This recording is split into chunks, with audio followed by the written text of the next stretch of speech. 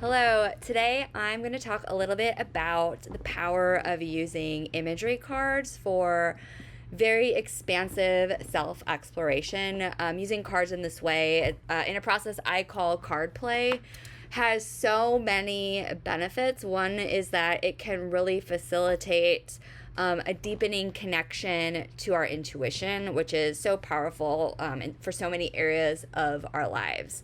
But I really like using imagery cards to facilitate exploration because when we engage with imagery to explore the depths of human experience, that the truth behind that saying that a picture is worth 1,000 words becomes quite evident. And when I talk about imagery cards, that could be tarot cards, oracle cards. I really like using Dixit cards. There are so many different types of cards that can be used in this process. And what we're really getting at is the art in that imagery. Because art holds a very potent ability to stir emotion, right? When we look at art, we feel something. It has an effect on us.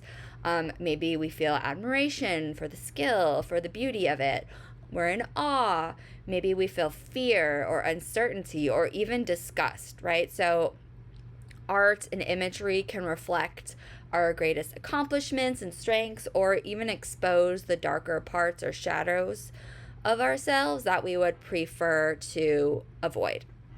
So these truths that we see when we look at art or when we look at imagery can be catalysts for change, maybe a guiding compass, or even a call to action. And so in this process of using imagery for personal growth, in this process that I call CardPlay, it uses these visual prompts in the form of imagery cards to help you explore the nuances and complexities of your life. So, in the different practices, you bring your hopes and your dreams and your worries and your fears and your thoughts and your questions to the cards.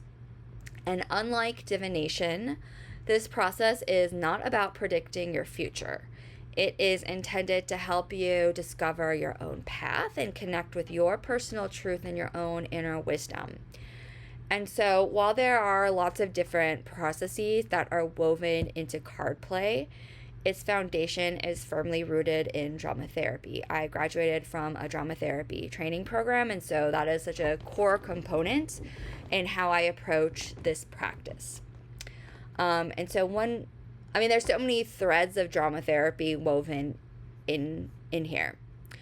But one is that if you've ever watched an improv show or performance, you might have noticed that the performers will often ask the audience for suggestions. So even the most skilled performers will use these external prompts to spark their personal associations, memories, and ideas that will then go on to generate an entire show or performance based on that audience suggestion. And so the prompts in CardPlay function similarly. The cards, words, images, and objects, and I made 2 other videos kind of going into more detail on what you can use in this practice, but generally something like a tarot deck, an oracle deck, or any kind of imagery deck is sufficient.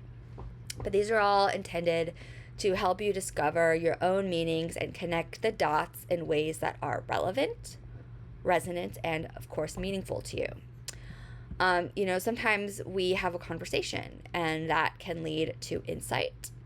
But we don't always have access to that type of a person, someone who we trust and can have a really deep conversation with. And so CardPlay offers a way to experience different perspectives, even if you're alone. And of course, meaningful relationships and social connections are super vital to our well-being. But there is a lot of inner work that can be done by ourselves to strengthen both our intrapersonal, so how we relate to ourselves, and interpersonal, how we relate to other relationships. So, that said, many of these activities can also be deepened through collaboration with others, particularly within an action-oriented and expressive framework like drama therapy. But I'm not going to go into that in this video, at least. But another core component of this process is collage.